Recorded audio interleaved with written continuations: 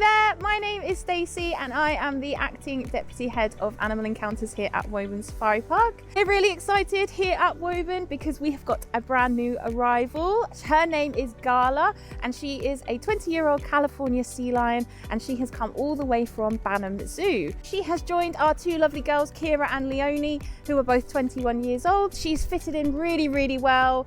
We tried to do a slow introduction, but in the end we thought that they were just really chilled out, so we just went for it, and it's like Gala's been here the whole time. She's already been seen basking in the water with her flippers in the air, which is really good sign that she's nice and happy. One thing that we have noticed about Gala is that she is very vocal. She has a lot to say, so you'll probably hear her before you see her because she is very loud. So we're going to be working really closely with Gala and helping her settle in nicely to her new home. Visitors can come down and see her chilling out on the beach with her two new best friends, Kira and Leoni.